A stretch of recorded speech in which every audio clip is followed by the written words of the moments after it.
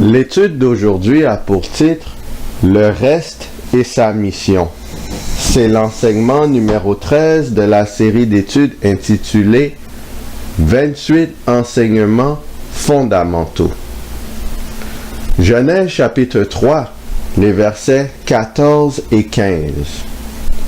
L'Éternel Dieu dit au serpent, « Puisque tu as fait cela, tu seras maudit entre tout le bétail et entre tous les animaux des champs.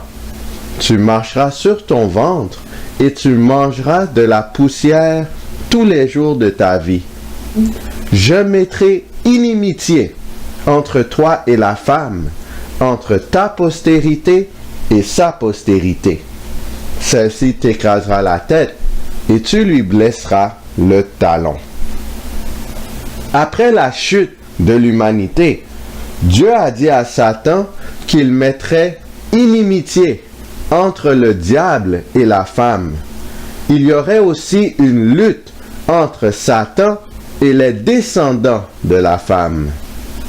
Cette inimitié est spécialement décrite dans le livre de l'Apocalypse. Apocalypse chapitre 12, le verset 1. Un grand signe parut dans le ciel.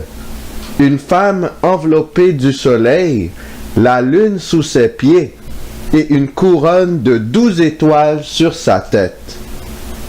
Apocalypse est un livre qui est rempli de symboles historiques et prophétiques. De ce fait, la femme décrite ici n'est pas une femme littérale. La femme qui s'oppose à Satan est symbolique. Que représente une femme dans la Bible? 2 Corinthiens chapitre 11, le verset 2.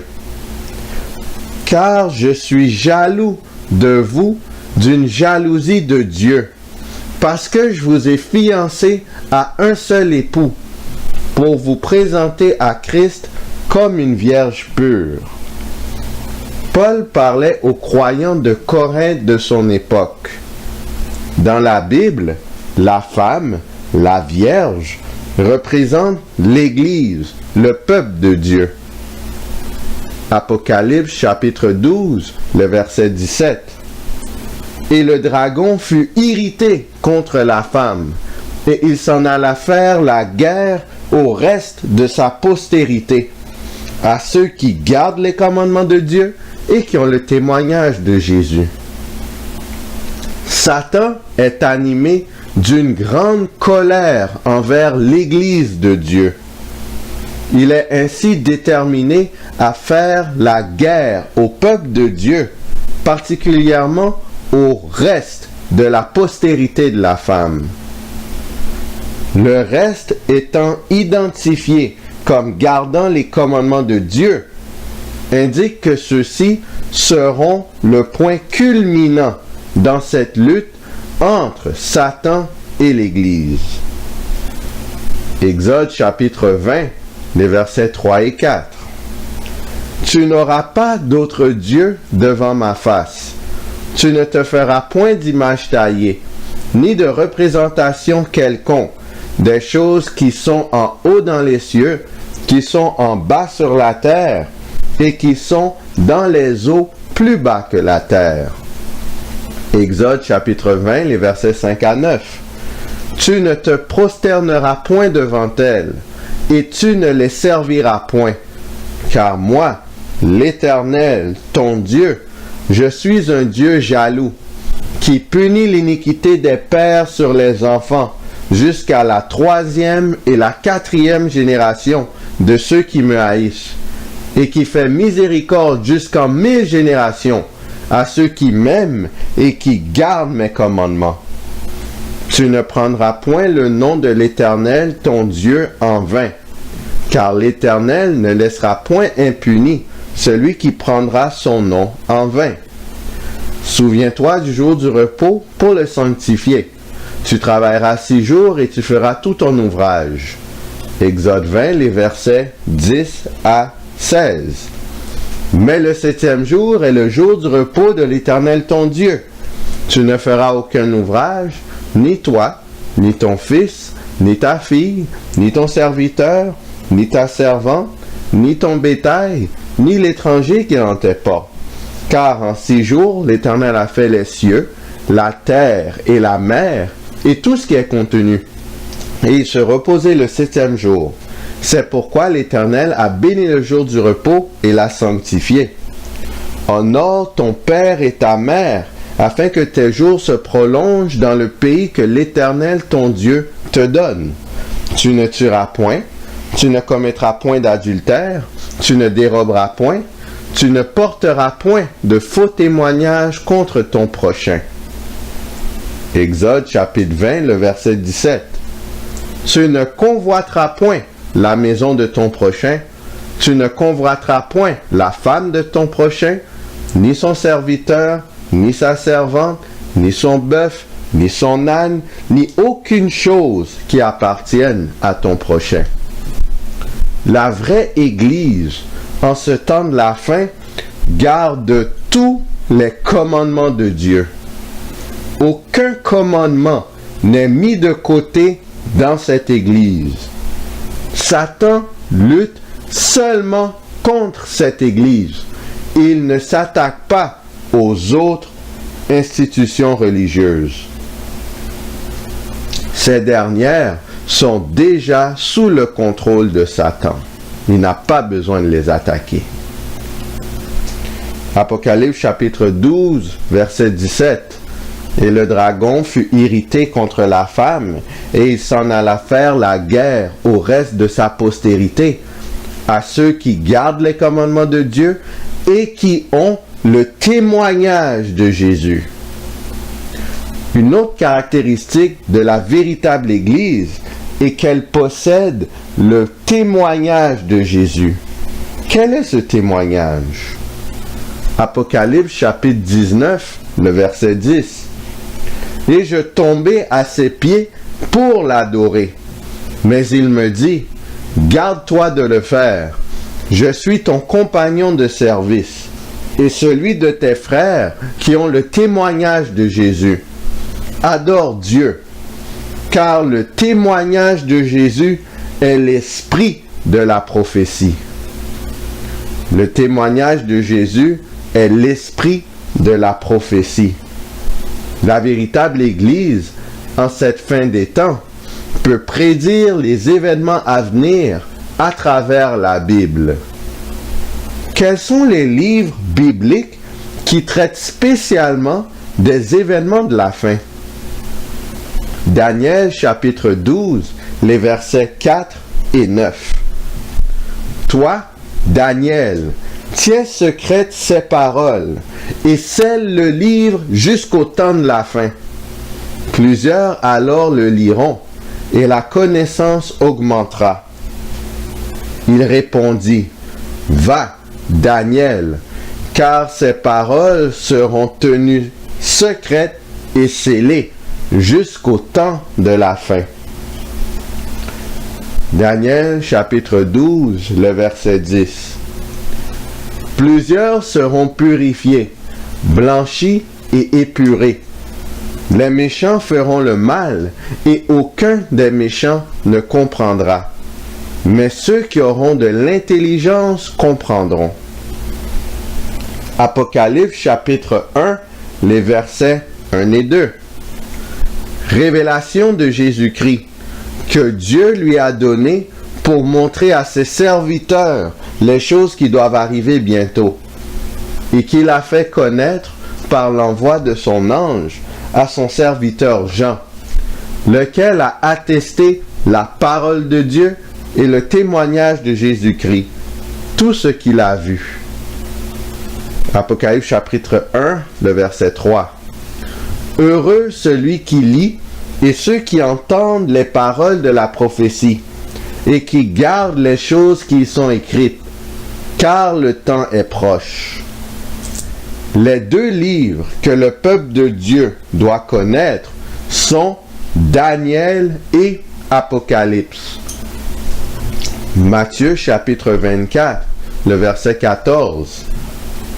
Cette bonne nouvelle du royaume sera prêchée dans le monde entier pour servir de témoignage à toutes les nations. Alors viendra la fin. Le message contenu dans les livres de Daniel et Apocalypse sera proclamé au monde entier avant le retour de Jésus. Pour empêcher la prédication de ce message, Satan attaque l'Église qu'il a reçue. Le reste de la postérité de la femme a comme mission de prêcher particulièrement cet évangile. Apocalypse chapitre 14, le verset 6.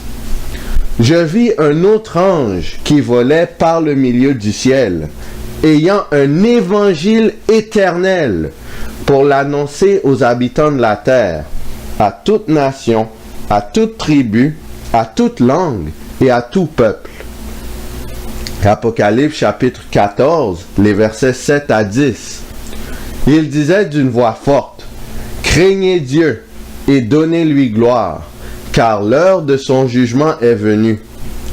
Et adorez celui qui a fait le ciel, et la terre, et la mer, et les sources d'eau. » Et un second ange suivit, en disant, « Elle est tombée, Babylone la grande, qui a abreuvé toutes les nations du vin de la fureur de son impudicité. » Et un troisième ange les suivit, en disant d'une voix forte, « Si quelqu'un adore la bête et son image, et reçoit une marque sur son front ou sur sa main, il boira, lui aussi, du vin de la fureur de Dieu, versé sans mélange dans la coupe de sa colère, et il sera tourmenté dans le feu et le soufre, devant les saints anges et devant l'agneau. » Apocalypse chapitre 14, les versets 11 et 12.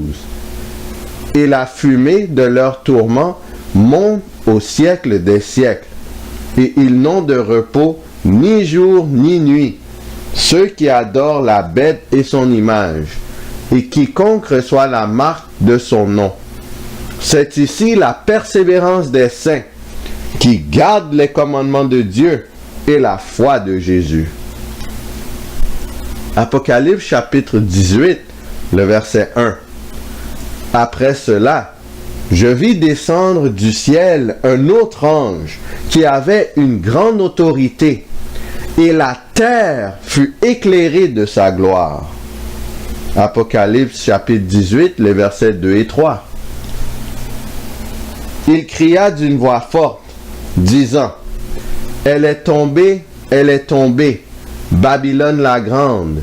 Elle est devenue une habitation de démons, un repère de tout esprit impur, un repère de tout oiseau impur et odieux, parce que toutes les nations ont bu du vin de la fureur de son impudicité, et que les rois de la terre se sont livrés avec elle à l'impudicité, et que les marchands de la terre se sont enrichis par la puissance de son luxe. » Apocalypse 18, les versets 4 et 5.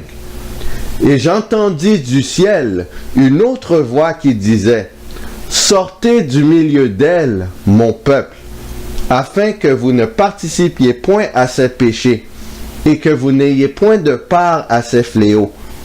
Car ses péchés se sont accumulés jusqu'au ciel, et Dieu s'est souvenu de ses iniquités. » Dans le livre de l'Apocalypse, on voit des anges qui proclament des messages similaires concernant la fin des temps.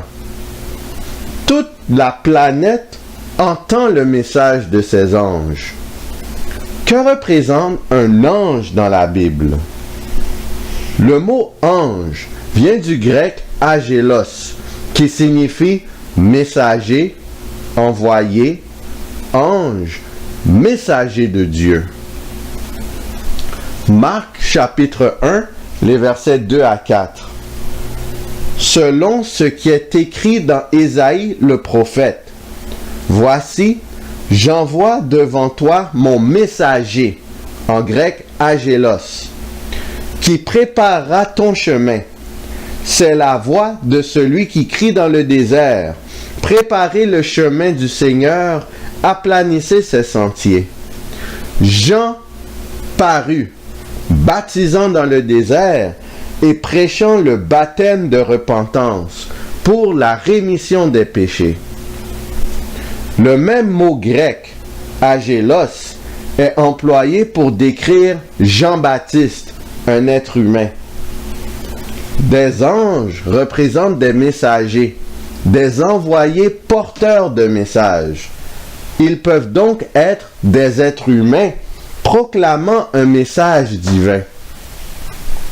Or, en cette fin des temps, la mission du peuple de Dieu est de prêcher en parole et en acte le message des anges de l'Apocalypse. Pour comprendre le contenu de ces messages, il faut analyser et comprendre plusieurs symboles prophétiques. Je vous invite donc à regarder la série de vidéos intitulée Études bibliques et prophétiques de la chaîne L'Éternel est mon berger. Sur ce, qui allons-nous choisir? Choisirons-nous la postérité de la femme, le camp de Jésus-Christ? Ou est-ce que nous allons choisir le camp du serpent, la postérité du serpent, la postérité du dragon? Soyons des enfants de Dieu. Comprenons le message des 3 anges. Comprenons le message du 4e ange et proclamons-le avec force, avec vigueur, en parole et en acte, afin que Jésus revienne nous chercher. Que le Seigneur nous garde.